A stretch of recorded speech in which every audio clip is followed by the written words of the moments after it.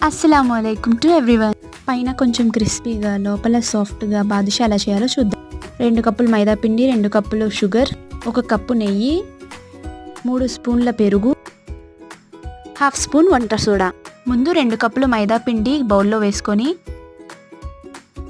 చిటికెడంత ఉప్పు, 1/2 స్పూన్ వంట soda, 1 cup నెయ్యి వేసుకొని బాగా కలుపుకోవాలి. ఆ తరువాత 3 స్పూన్లు పెరుగు యాడ్ చేసుకోవాలి.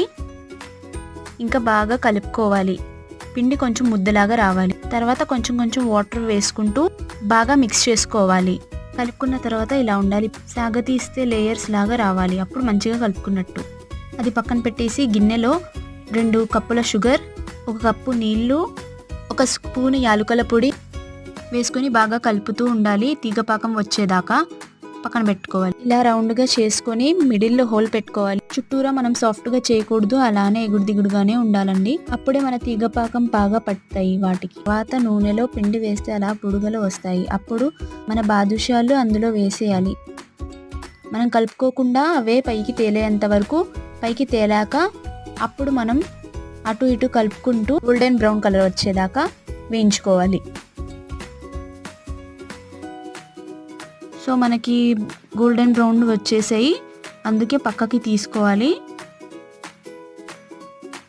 తీసుకొని ఆ వేడి మీదే మన తీగ పాకంలో వేసుకోవాలి. తీగ పాకం కూడా కొంచెం వేడిగా ఉండాలండి. అంతే, మన టేస్టీ బాదుషాలు రెడీ. మీరు కూడా ట్రై చేయండి. Okay, bye.